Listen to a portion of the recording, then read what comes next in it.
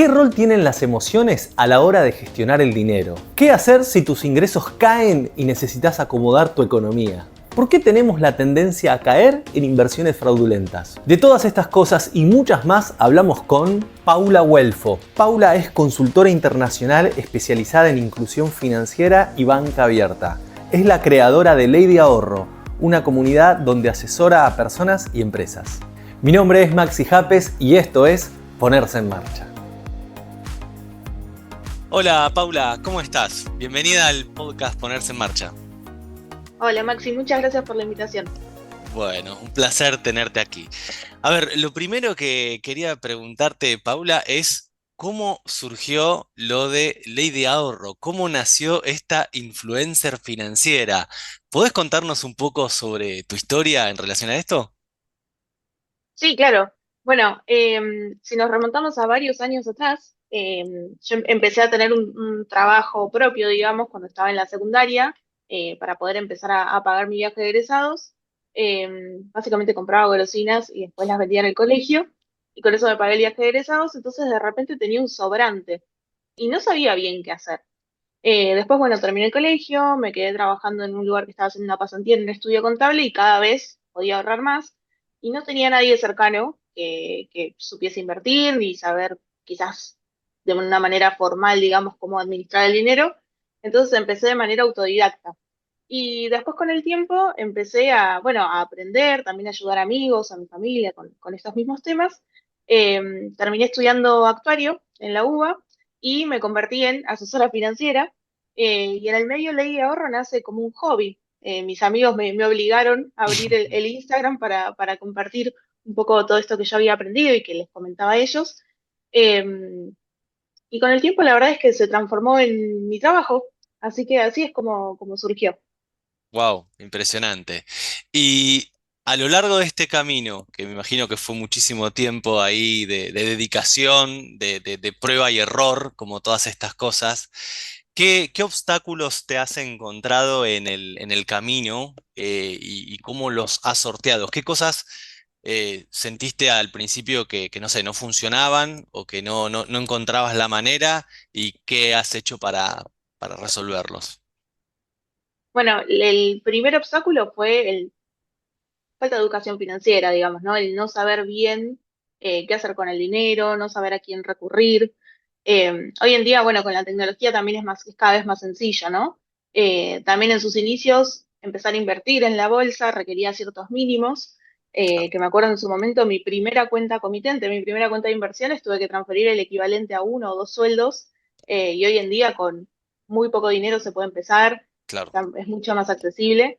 Pero sí, diría que concretamente creo que era la falta de educación financiera. ¿Y cómo lo fui sorteando? Bueno, con siendo autodidacta, aprendiendo, poniéndome en marcha, haciendo alusión al título, eh, y sorteando todo esto con todos los recursos que tenía disponibles. Claro.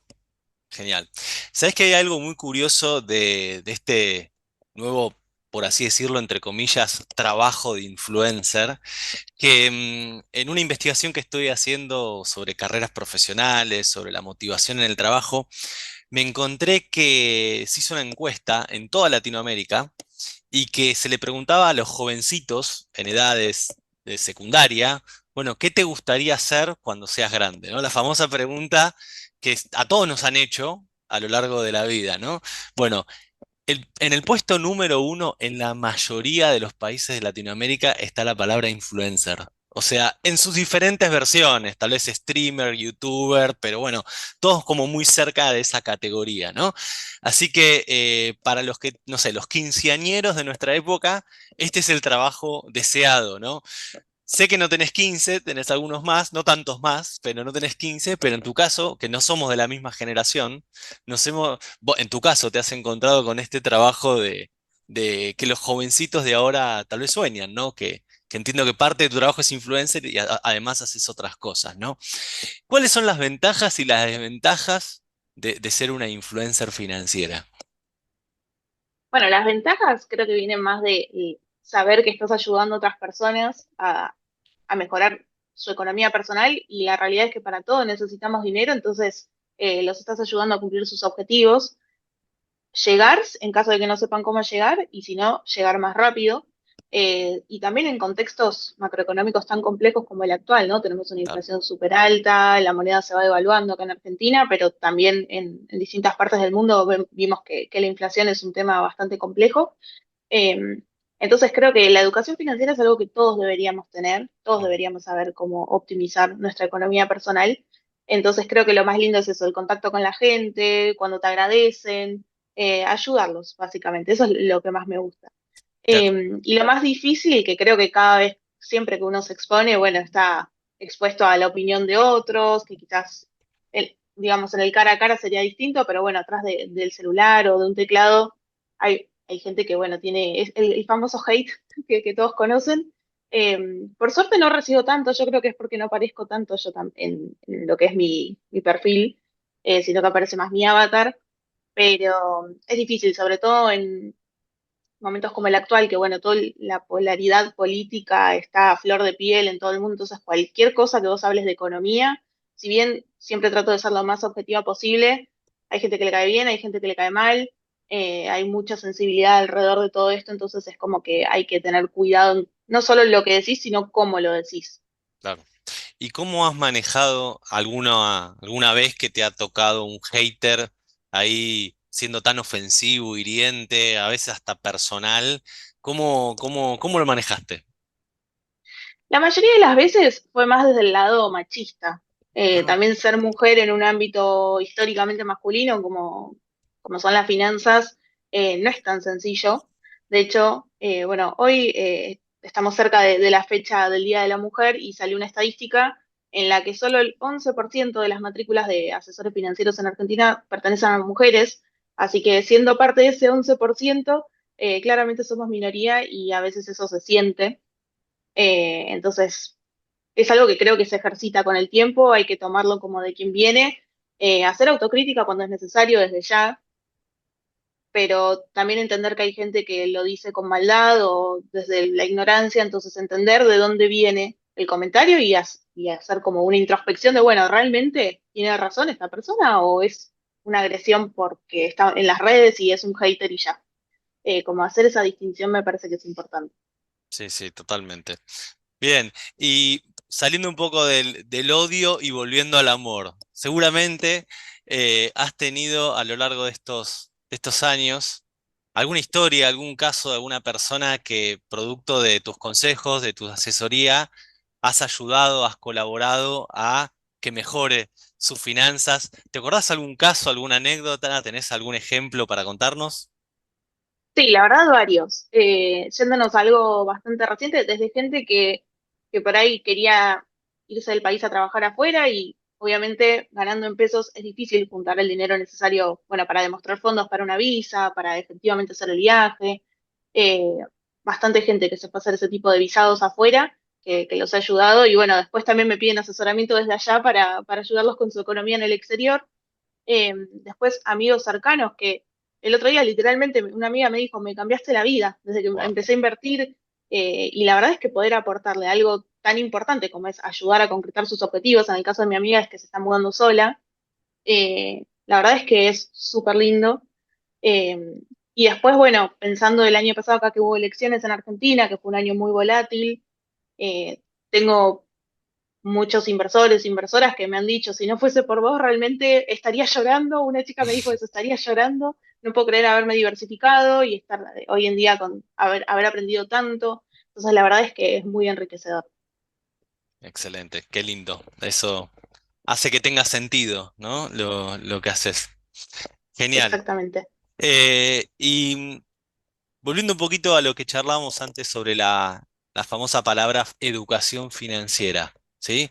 Em, ¿Qué tanto sentís que los argentinos o Latinoamérica en general estamos educados financieramente? ¿Cómo lo evaluarías? No sé si te animás a hacer un porcentaje.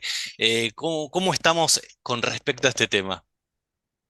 Bueno, creo que hay algo ambiguo ahí, porque por un lado, en Argentina puntualmente, donde históricamente la economía es un tanto compleja, más compleja que en otros países, el concepto de inflación ya lo tenemos, sabemos que los precios suelen aumentar, a diferencia de otros países que quizás no es tan natural. Pero también pasa que en términos de qué hacer con el dinero, cómo hacer para pelearle a la inflación, falta mucho. Hay países más desarrollados en los que desde que son chiquitos a los niños les enseñan a ahorrar, a que tienen que invertir a largo plazo, que se cree, como en las películas muchas veces se ve, eh, el fondo para la universidad, por ejemplo. Bueno, acá en Argentina la universidad es pública y hay universidades gratuitas. eh, pero eso se podría hacer para todo. O, no sé, por ejemplo, yo que viví en Alemania, allá es súper normal que cualquier persona en edad laboral ahorre para su jubilación. Y acá muchas veces lo que pasa es que estamos tan preocupados por el corto plazo que no pensamos en que el día de mañana nos vamos a retirar y que, bueno, vamos a seguir teniendo necesidades, pero no necesariamente ingresos, porque llega un punto en el que uno se retira, ya sea porque uno ya es grande y el cuerpo no le da más, o porque, nada, es joven, ya juntó el dinero necesario y quiere disfrutar la vida de otra manera. Eh, pero digamos, creo que en ciertos puntos tenemos ciertos conocimientos respecto a la inflación, por ejemplo, pero en lo que es más pensando en inversiones, ahí estamos más atrasados. Si bien el mercado de capitales hoy en día de vuelta está mucho más democratizado, es muy sencillo. Argentina en términos de tecnología financiera está bastante avanzada dentro de lo que es Latinoamérica, no al ritmo de Brasil quizás, que es como innovación más avanzada, pero la verdad es que el tema, por ejemplo, de las transferencias instantáneas, acá es algo súper normal y no en todas partes es así. De hecho, en Europa ahora está saliendo una regulación de que recién ahora van a ser instantáneas y gratuitas. Entonces, hay, En hay algo cosas estamos para mejor. valorar. En algo estamos mejor. En algunas cosas sí. Qué bien, qué bien. Genial. Y en relación al tema de...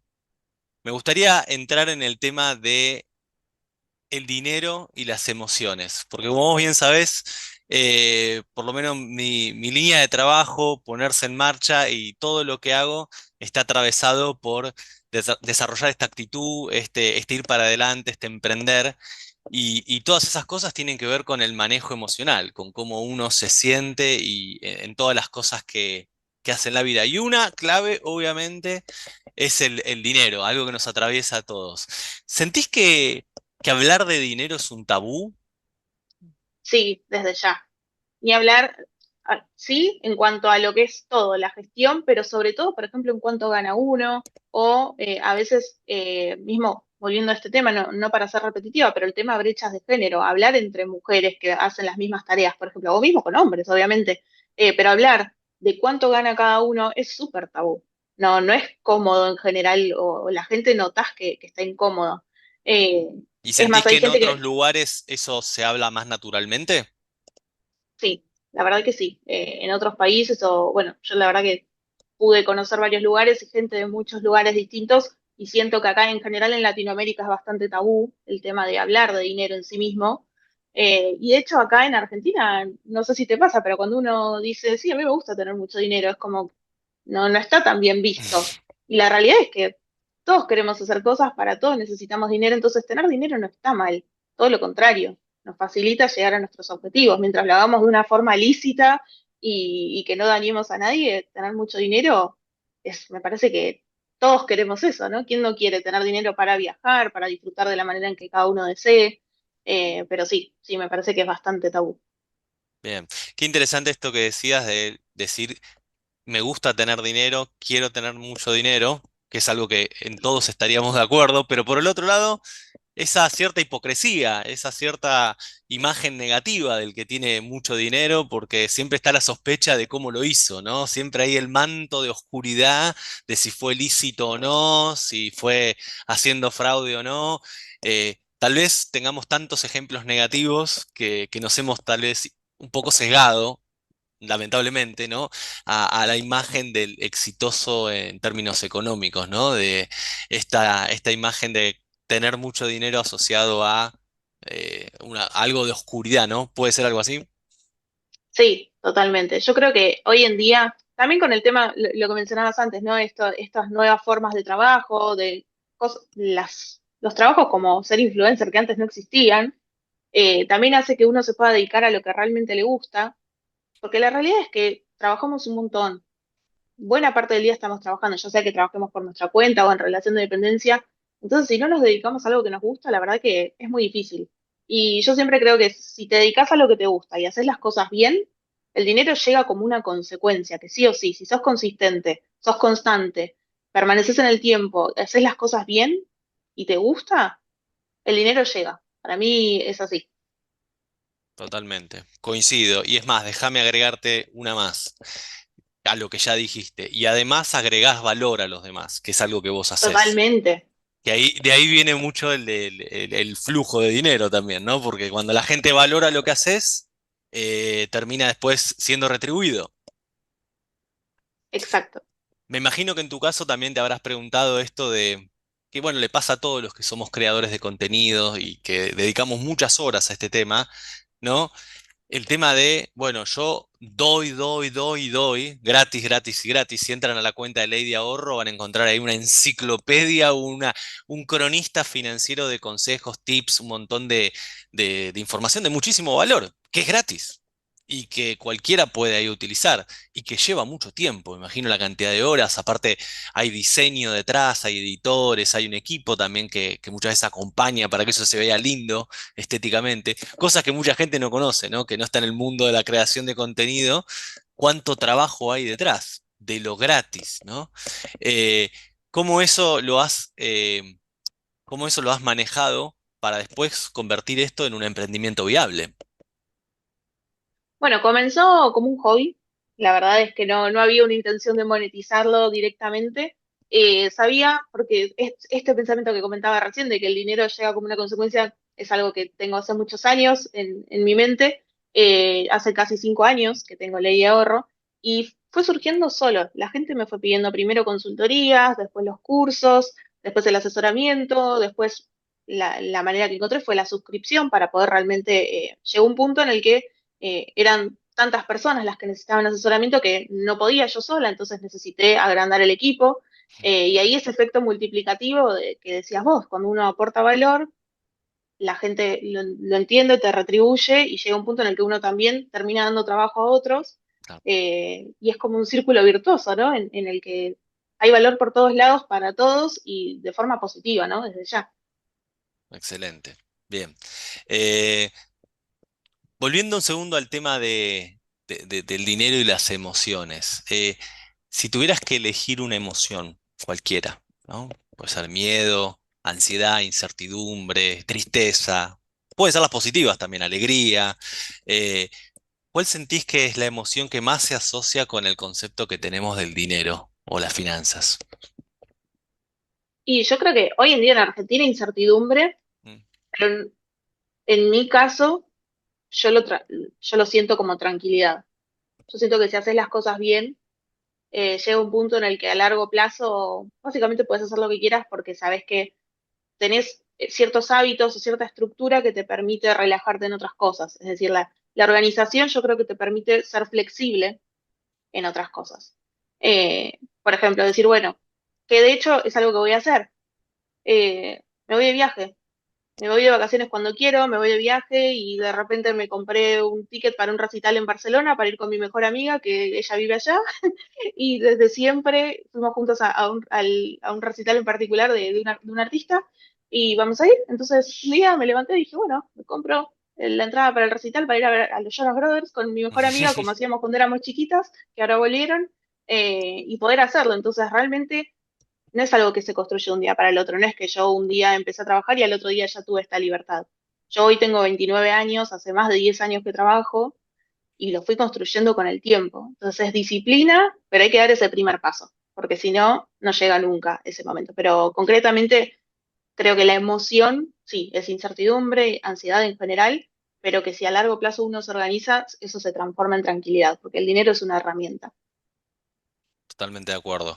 Elaboro sobre algo que dijiste que me parece está bueno ahí hacerle doble clic. Dijiste ser organizado, tener así como unos hábitos, rutinas, una cierta estructura, que a priori parecería algo rígido, como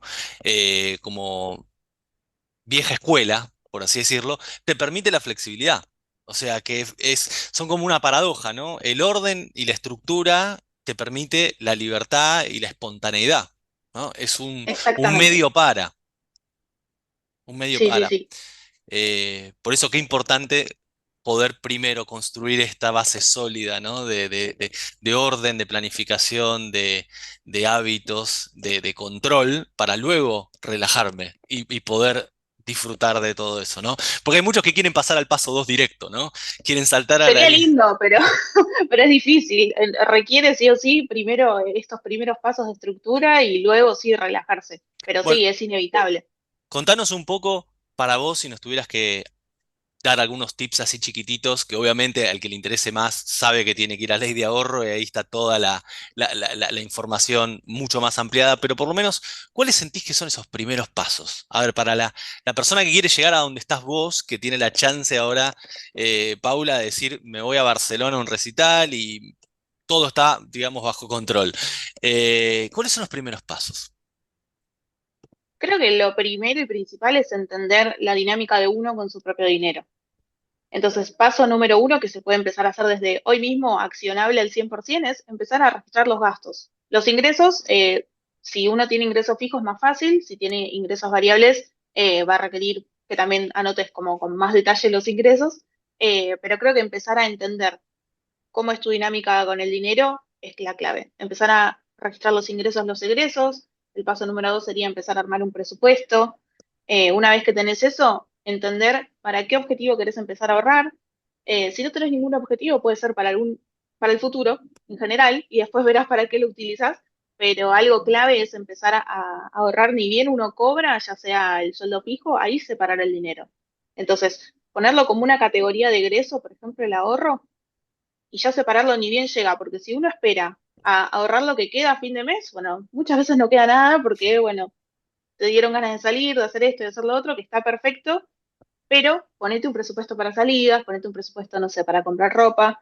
Creo que el disfrute tiene que ser parte de todo esto, no es solamente ser restrictivo. Después, bueno, conformar un fondo de emergencias, obviamente, para cualquier cosa, y ahí vamos de vuelta con esto que se va construyendo y que después tenés esa flexibilidad, pues sabés que tenés ese backup. Eh, y bueno, obviamente invertir, ¿no? Porque sabemos que la inflación nos erosiona el poder adquisitivo y no solo en pesos, sino en dólares también.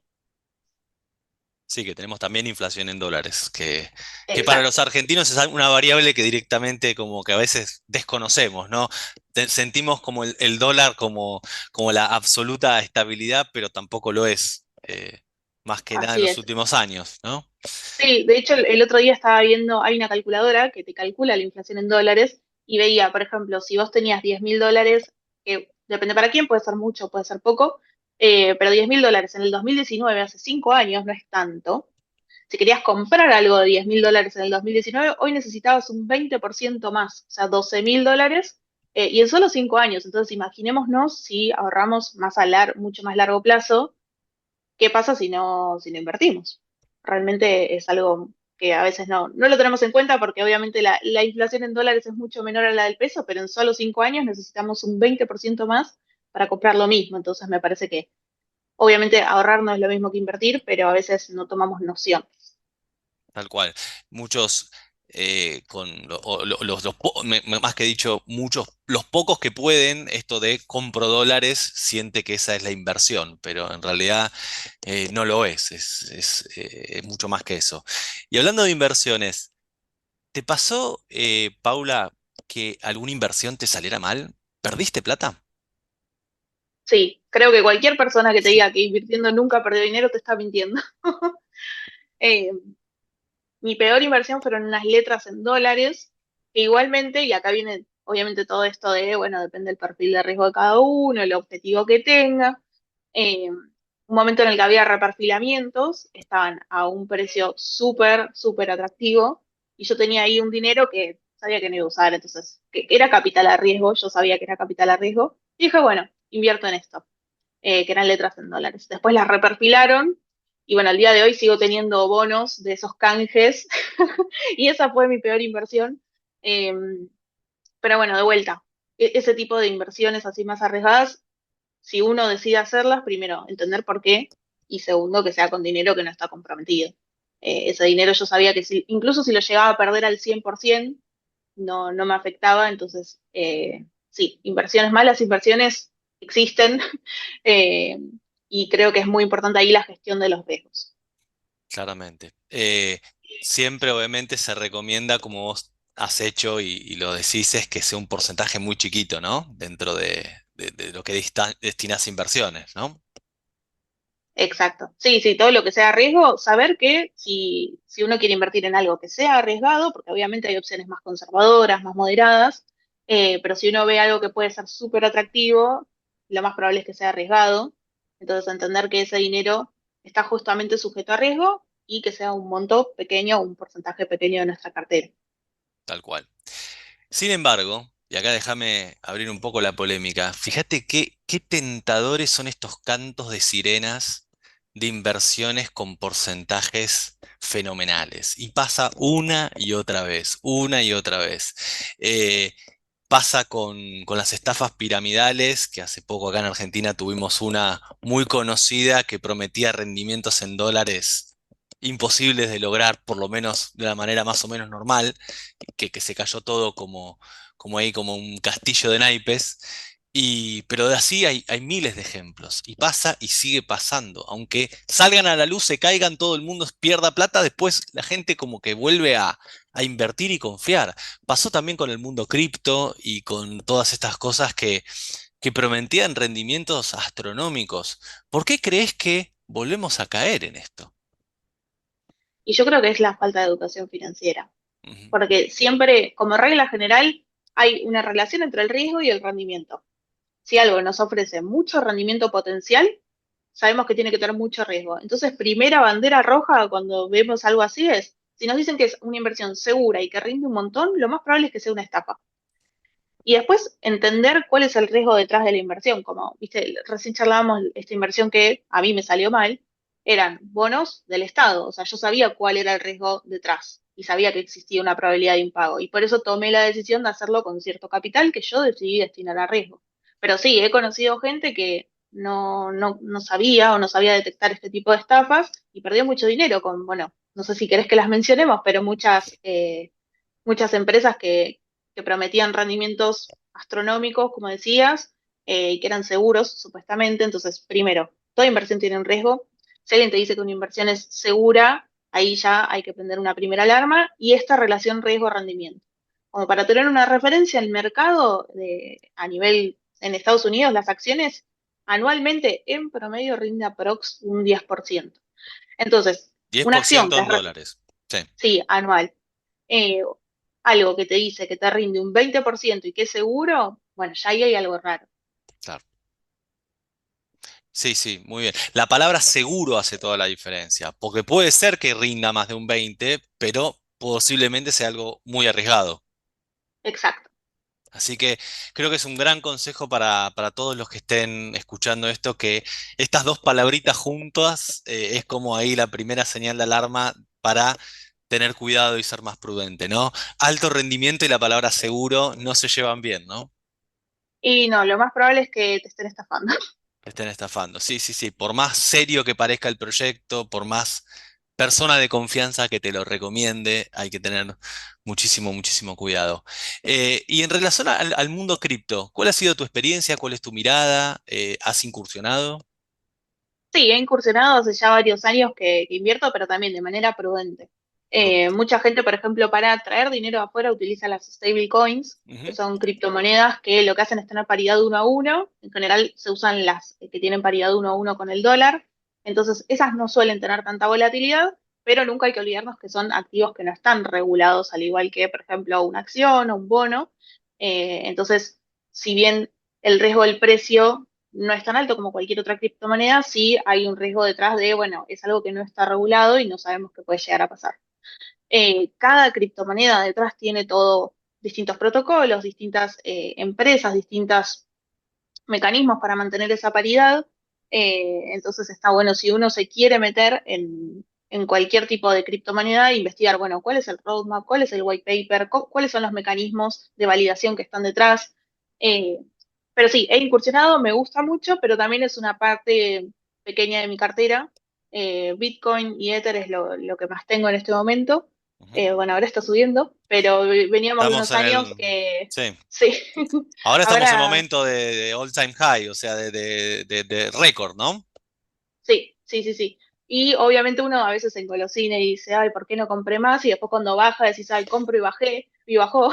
Claro, Entonces, que algo muy curioso bueno, que en términos, digamos, de la psicología se le llama el FOMO, que es el miedo de quedarse afuera, la sigla en inglés, ¿no? Es lo que siempre pasa en estos momentos. Ahora el Bitcoin es noticia, obviamente, todo el mundo habla de que está en el récord, superó el techo de los $70.000. Entonces, ¿qué hace todo el mundo? Sale a comprar masivamente. ¿Por qué? Porque dice, no me puedo quedar afuera. Ahora bien, ¿es un buen momento para invertir cuando estamos en el pico máximo? exacto, es FOMO, principalmente. Hay que entender qué es lo que está pasando. E igualmente, más allá de la inversión en sí misma de las criptomonedas, a mí me parece que lo que viene a traer todo lo que es el mundo descentralizado y todo lo que es blockchain, me parece que es súper interesante. Toda la Sí, parte de contratos inteligentes, por ejemplo, sí. es como que se abre todo un mundo nuevo. Y me parece que es algo muy interesante, pero que de lo que de vuelta no hay tanta educación financiera, porque hay gente que va y se manda y punto, y piensa que, "Ay, bueno, yo tengo Bitcoin y ya sé de criptomonedas. O sea, si no te tomas el tiempo de investigar qué hay detrás de eso, cuáles son los riesgos, puede ser complicado. Definitivamente. Así que ahí tenemos otra emoción que también juega en el mundo de las finanzas, que es justamente lo del FOMO, que en español sería el miedo de quedarse afuera, ¿no? Que es como que pase el tren y yo no subirme, ¿no? Y eso es algo re social, porque se charla en las reuniones, lo ves en la tele, te enterás que alguien lo hizo, decís, pará, si al otro le fue tan bien, yo también quiero subirme ahí. Pero hay que estar muy atento, ¿no? Porque ese miedo de quedarse afuera puede salir muy caro, ¿no? Sí, y muchas veces cuando si uno no está en estos temas y se entera porque tu primo o tu amigo o no sé, el almacenero te lo dijo, probablemente ya estemos entrando tarde. Ya estamos tratados. Sí. Si ya es noticia, Probablemente, si ya es noticia, ¿no? sí. Bi- Bien, ¿cómo manejás como inversora el tema de, a ver, ya hablamos de una inversión que salió mal, ¿no? Que salió mal, pero también está algo que también preguntan en estos riesgos de perfil inversor, que es una muy buena pregunta, es ¿qué harías si tenés una posición en un activo y empieza a bajar, ¿no? Empieza a perder valor, ¿no? Hay muchas personas que cuando ven que el ciclo va para abajo, bueno, es algo muy humano sentirse nervioso, sentirse con miedo, decir, ¿qué pasa con esto? ¿Dónde está el piso? ¿Cómo lo ves eso? Porque obviamente la respuesta a esa pregunta hace mucho a cómo uno puede trabajar en el mundo de la inversión, ¿no? Sí, creo que ahí lo más importante, siempre que uno vea que su cuenta comitente está hacia la baja, no es lindo. Uno se siente como, no sé si tonto, pero como que se equivocó quizás. Pero lo veo mucho en este momento, que el dólar está bastante quieto, viene bajando. eh, y ya hace un tiempo que por las tasas que está viendo en Argentina, de hecho, justo anoche sacaron una regulación nueva al respecto, los niveles de tasa, los niveles de inflación, la verdad es que la recomendación en general, no lo tomen para todos, consulten a sus asesores, pero en general es atarse al dólar y viene bajando. Entonces, si uno tiene un activo atado al dólar, el dólar viene bajando, uno ve que en pesos uno quizás tiene menos que el día anterior, si el dólar bajó, salvo que el activo haya subido mucho, ¿no? Pero ¿qué pasa? Viene mucha gente y me dice, no entiendo qué está pasando, yo invertí y ahora tengo menos, y le digo, bueno, fíjate tu tenencia en dólares. Y tiene más dólares realmente. Mm, Pero uno lo ve en pesos, ve así en rojo y obviamente se siente inseguro, le da como ansiedad. Entonces, por eso es muy importante entender los plazos, los objetivos y el nivel de riesgo. Otra regla general, si uno va a corto plazo, tiene que ser conservador. No se puede tirar por activos que sean arriesgados. Entonces, si uno está yendo a largo plazo no sé, un mes, ves que tu activo cayó, bueno, estás en un activo arriesgado, entonces es lógico que haya subas, que haya bajas, y hay que dejarlo ser.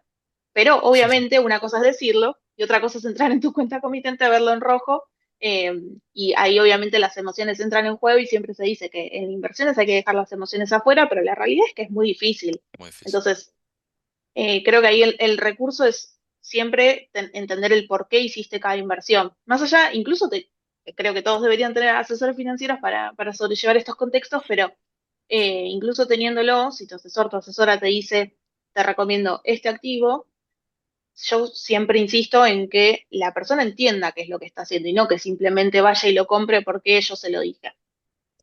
Porque es en estos momentos donde la emocionalidad hace lo suyo, donde es crucial entender qué se está haciendo, por qué, con qué objetivo lo hice. Entonces, en esos momentos donde la emoción nos llena y decimos, bueno, ¿qué voy a hacer? ¿Qué hago? ¿Qué hago?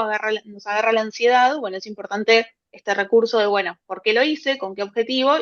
E intentar ser racional y entender qué está pasando y si es lógico el movimiento que está viendo o no. Claro. Y si las emociones a veces nos traicionan, nos hacen jugar una mala pasada o tomar malas decisiones como inversores o traders, ¿sentís que la tecnología o hoy se habla tanto esto de la inteligencia artificial puede llegar hasta reemplazar a los inversores o a nuestras decisiones de inversión? Bueno, eso ya está pasando. Creo que son herramientas, como todo. Cuando empezó todo este boom de la inteligencia artificial, se decía que, no sé, que no iba a haber más gente haciendo copies, por ejemplo, o que los diseñadores gráficos iban a desaparecer. Mismo ahora dicen que los programadores van a desaparecer. Yo creo que en realidad es una evolución que va viendo y que nos vamos adaptando a las nuevas tecnologías. En su momento, yo que mi formación es de actuaria, eh, veía la otra vez una foto de cuando empezaron a salir las calculadoras científicas, que los matemáticos salían a quejarse porque decían que las calculadoras les iban a robar los trabajos. Y la realidad es que hoy, yo teniendo una formación tan cuantitativa, sin las calculadoras, sin los sistemas, realmente no podría hacer nada. No, Entonces creo que toda la tecnología viene a potenciar lo que ya hacemos. Hoy existen bots que, no sé, te arbitran paridades de bonos, de criptomonedas, de monedas en sí mismas, de pares de monedas. O sea, ya está eso. Creo que lo mejor es utilizar ese tipo de cosas como una herramienta y ver cómo lo podemos adaptar para lo que a nosotros nos sirve. No creo que nos vaya a reemplazar, sino que vamos a evolucionar como inversores y como inversoras. bien. O sea, es una herramienta más potente nada más, pero una herramienta al fin. Exactamente. Exacto. Bien. Em, Me gustaría acá preguntarte o pedirte tres consejos, pero en diferentes segmentos. Pensando en un segundo la coyuntura, el contexto actual, por lo menos en Argentina, altísima inflación, una recesión en puerta, momento de recortes de horas, a veces suspensiones, despidos, o sea, claramente un momento contractivo en la economía y hay mucha gente que no la alcanza, que ahora estaba más o menos peleándola o ya venía mal y ahora está peor, ¿no? ¿Qué consejo financiero le podríamos dar a esa persona que hoy no le alcanza?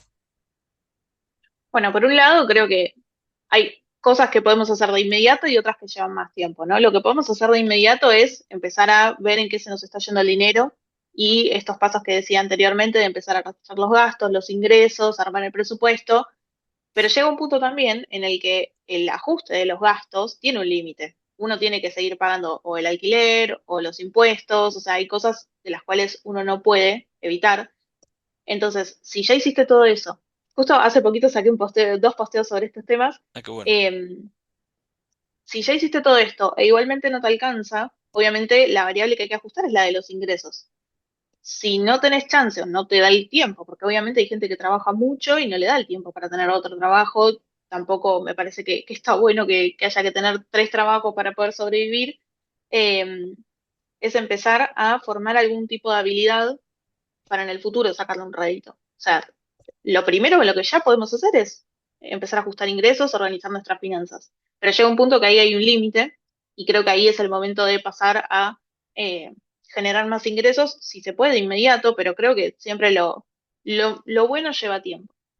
Entonces, Claro. aprender algún tipo de habilidad, hoy está lleno de cursos, desde cursos gratuitos hasta, bueno, pagos, ¿no? O estas nuevas modalidades que existen ahora, que uno hace el curso, hay una escuela, por ejemplo, de programación que te forman como programador, como programadora, y vos no pagas nada hasta que no conseguís un trabajo, y ellos te ayudan a conseguir un trabajo. Ujú. Eh, entonces, me parece que si uno logra tener buenos hábitos, ser organizado con el dinero, a medida que uno vaya incrementando sus ingresos, eso es como el círculo virtuoso de vuelta, porque vos ya tenés una buena gestión. Porque también pasa que si uno incrementa sus ingresos, pero también va incrementando sus gastos, y la verdad es que tampoco te queda tanto margen.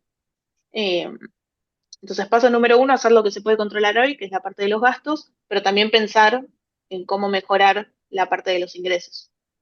Sí, ahí obviamente no es una situación simpática, no se lo deseo a nadie. Todo el mundo que tuvo que ajustarse o quedarse sin trabajo sabe que es una situación súper estresante, más si tenés responsabilidades con familia, hijos, etcétera, ¿no? Así que está clarísimo que eso es algo indeseable. Pero, como siempre en la vida, y obviamente volviendo al leitmotiv de nuestro podcast, ponerse en marcha. ¿Puede llegar a ser una oportunidad? Bueno, también, sí, porque esto también pasó mucho en la pandemia, ¿no? Gente que su trabajo de un día para el otro quedó en pausa por varios meses y sin ingresos, producto del contexto, y se las tuvo que rebuscar inventando algo nuevo, algún trabajo en paralelo, algún, eh, algún, eh, algún emprendimiento, que tal vez tenía el sueño de, pero nunca era el momento para. Y capaz que ahí pudo nacer algo que se pudo ir construyendo. Podría llegar a ser algo así, ¿no? Empezar a construir algo que suplemente y que tal vez en algún momento reemplace, ¿no? ¿Quién sabe? Exacto, sí, no hace falta ir de 0 a 100 y decir, bueno, renuncio a mi trabajo, punto, se acabó. Exacto. Lo empezás a construir con lo que podés, con lo que tenés a la mano, ese producto mínimo viable que se le llama, que es básicamente empezar con lo que tenés y armar algo, y después vas iterando, vas mejorando sobre eso que ya construiste. Y destaco acá la importancia en ese escenario horrible, pero que pasa. eh, de que, por ejemplo, te despidan, si es que trabajas en relación de dependencia o que sea lo que sea, digamos, tu fuente de ingresos empieza a mermar, la importancia del fondo de emergencias.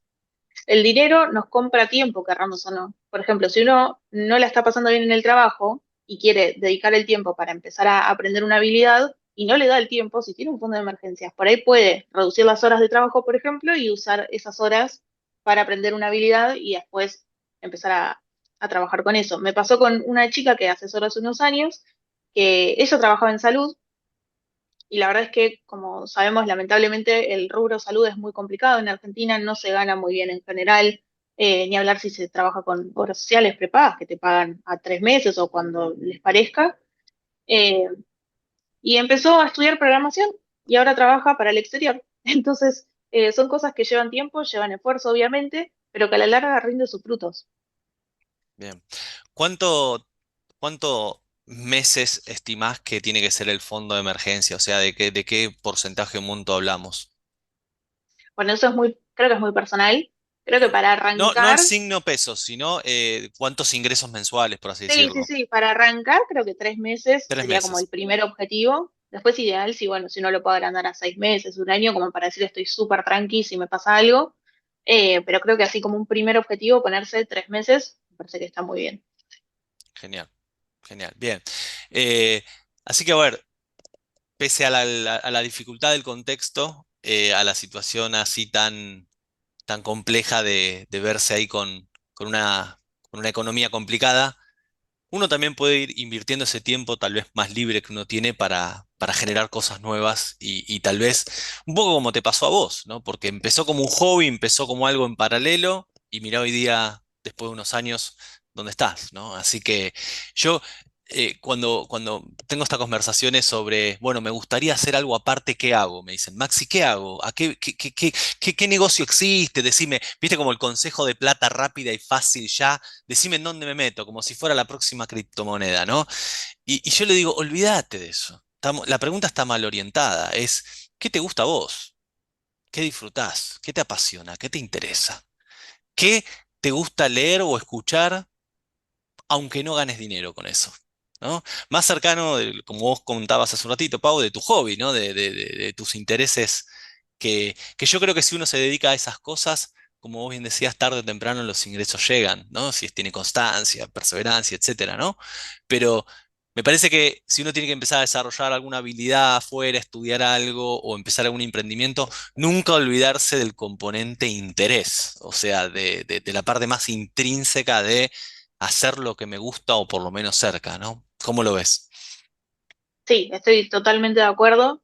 La realidad es que si uno va a ir por el camino de empezar a hacer algo por su cuenta, va a llevar trabajo. y no es que hay una guía o un librito que te diga, bueno, ahora tenés que hacer este paso y ahora este otro paso, entonces en el camino muchas veces uno se puede sentir perdido, y creo que ahí lo que te motiva es que te guste lo que estés haciendo y que sabes que tarde o temprano eso va a rendir sus frutos. Genial. Bueno, te pregunté qué consejo le daríamos al que está realmente más complicado. Ahora vamos con el del medio. ¿Qué consejo le darías al que medianamente está un poquito mejor en términos financieros, puede pagar sus cuentas, obviamente se ve con su ingreso que le rinde menos, pero tal vez tiene un pequeño sobrante, o sea, está, por así decirlo, el que está en una clase media, pero de las de verdad, no las de ahora, ¿no? La tradicional clase media. ¿Qué consejo le darías a esa persona? Bueno, además de lo mismo, creo que lo que comentábamos para alguien que está más complicado de, bueno, empezar a organizar sus finanzas aplica a todos, así que paso número uno haría eso, organizar tus propias finanzas, decidir qué porcentaje o qué monto uno va a empezar a ahorrar por mes y esto de separarlo ni bien uno cobra. Y con separarlo me refiero a mandarlo idealmente a invertir, ¿no? Sí, Entonces, si no saben en qué invertir, empezar a formarse, tener un poco más de educación financiera al respecto porque de vuelta, por más que uno cuente con un asesor, me parece que es súper importante que cada uno entienda qué es lo que está detrás. No hace falta ser un experto en finanzas, pero sí entender qué es lo que está pasando detrás. Eh, y bueno, en general, alguien que está en clase media normalmente tiene una tarjeta de crédito, por ejemplo, y la verdad es que en contextos inflacionarios las tarjetas de crédito son aliadas.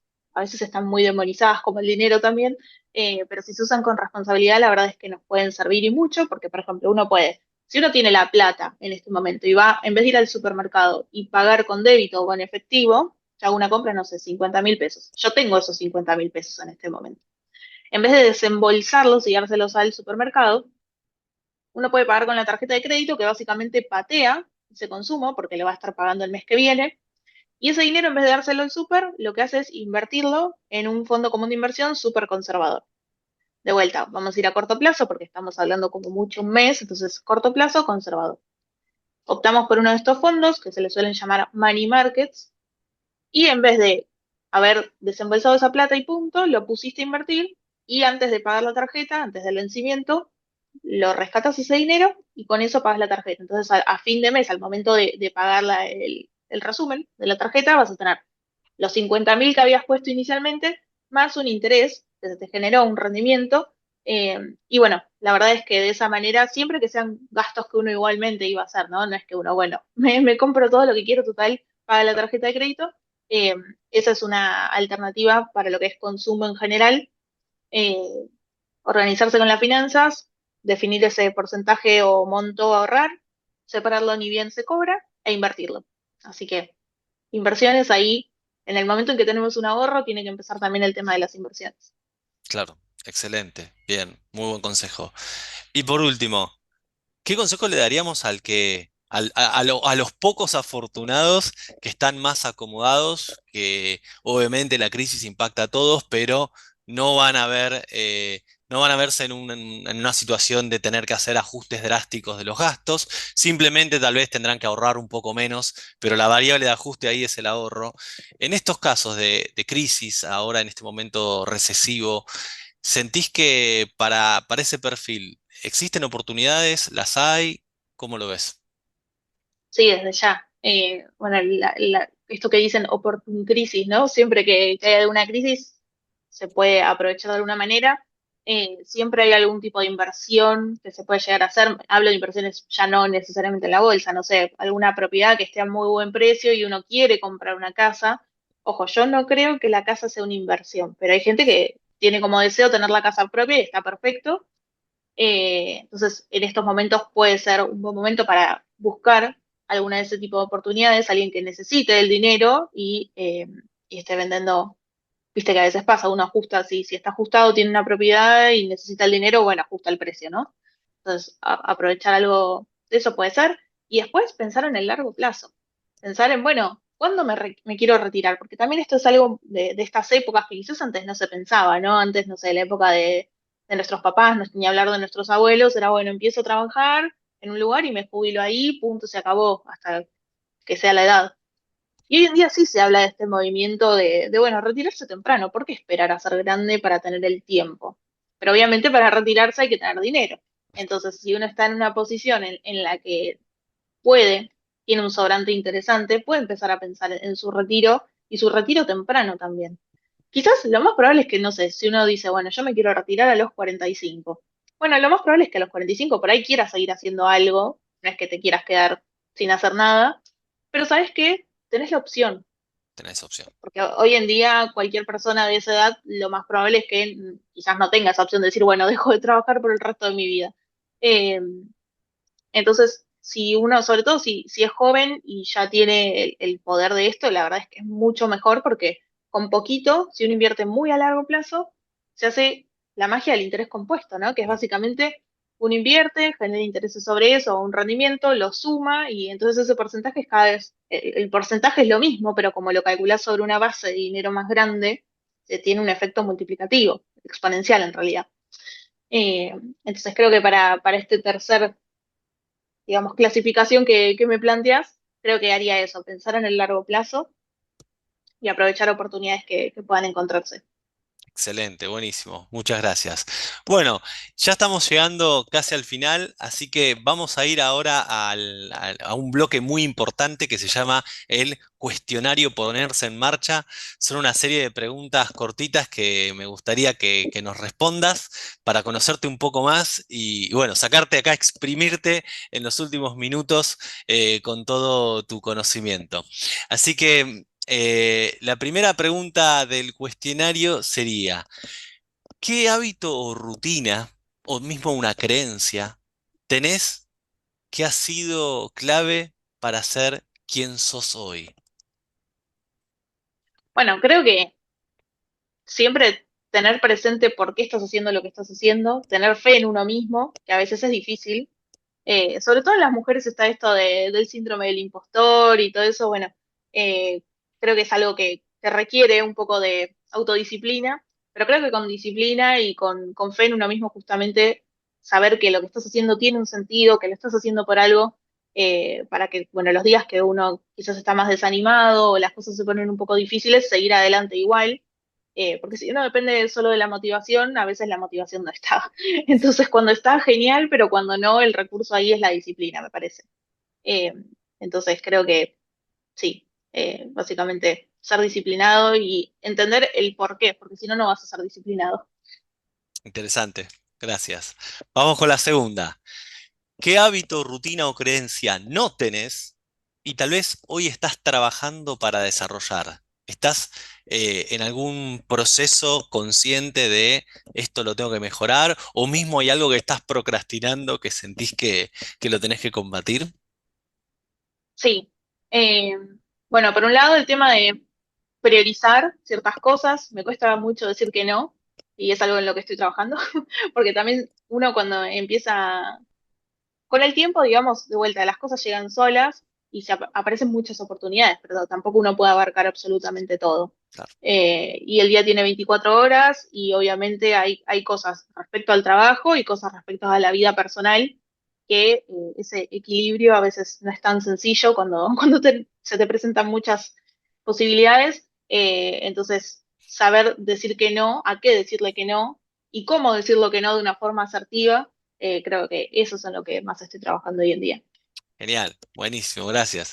Tercera, ¿qué película viste o qué libro leíste que te rompió la cabeza?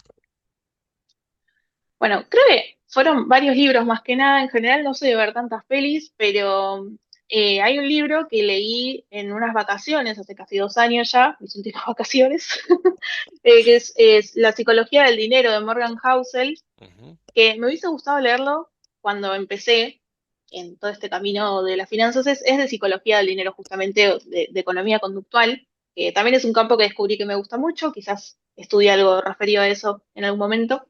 Eh, y habla de la gestión del dinero personal, lo mecha un poco con cosas de la historia, está más enfocado en Estados Unidos, pero me parece que hay muchas cosas que se pueden traer a cualquier persona de cualquier parte del mundo.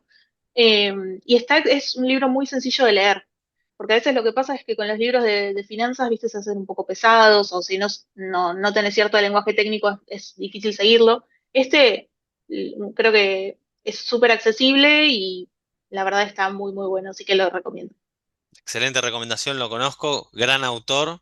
De hecho, ahora está publicando un libro nuevo que se llama Igual que siempre y que habla de, en el momento de cosas de constante cambio, qué cosas siempre quedan constantes y que no hay que sentirse como apabullado por el cambio. Bueno, muy interesante, un autor muy, muy copado para seguir ahí conociendo. Vamos con la siguiente. ¿Qué haces los días que no te sentís con ganas, que te sentís cansada, que aparece la frustración, que aparece el no, que aparece el no sale? ¿Cómo reconectás? Pensando en el objetivo.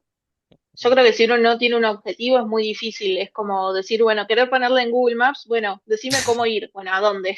Claro, Creo que es muy difícil. Entonces, visualizar esa meta en esos días y decir, bueno, lo hago por esto, porque si no, la verdad es que se hace difícil.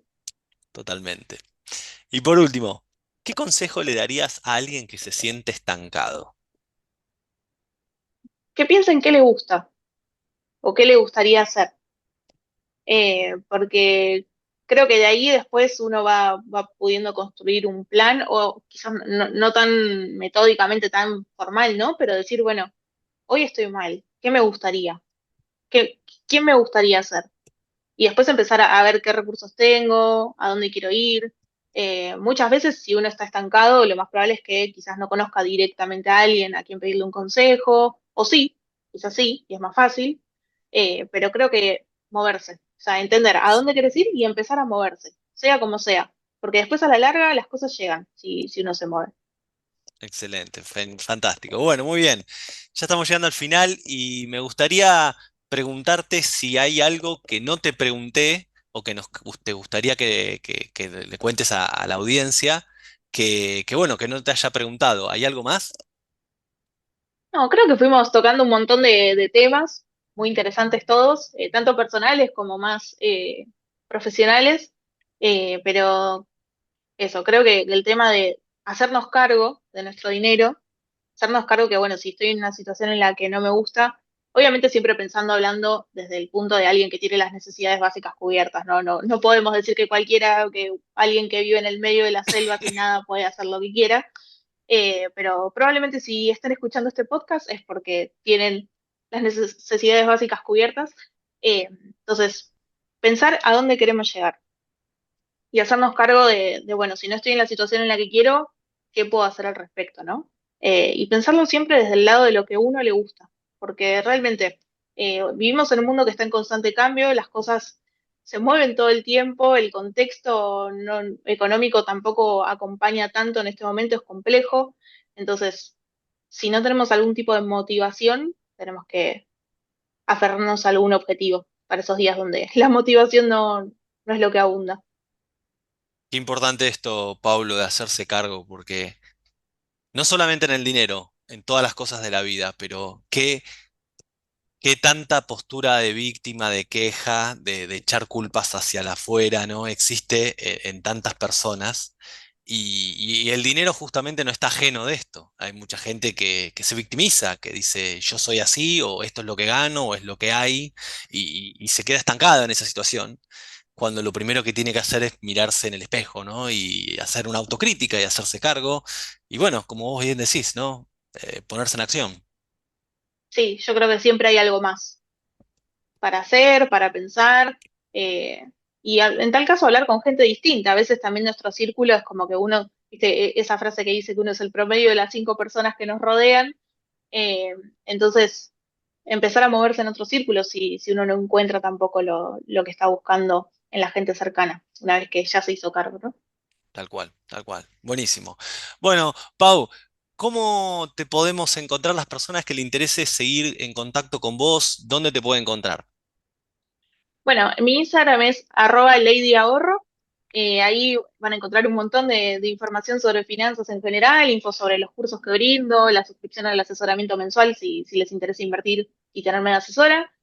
Así que en Instagram, @ladyahorro, ahí me pueden encontrar. Excelente, buenísimo. Y les recomiendo enfáticamente que consulten la cuenta de Instagram, ahí van a encontrar no solamente consejos financieros, cursos, la suscripción para estar en contacto con Paula, que es una excelente profesional, así que ha sido un enorme placer. Pau, muchísimas gracias por este espacio. Muchísimas gracias a vos, me encanta estar acá. Chau, chau. Ponerse en Marcha es un podcast conducido por mí, Maxi Japes. Producción general, Luciana Andreoli.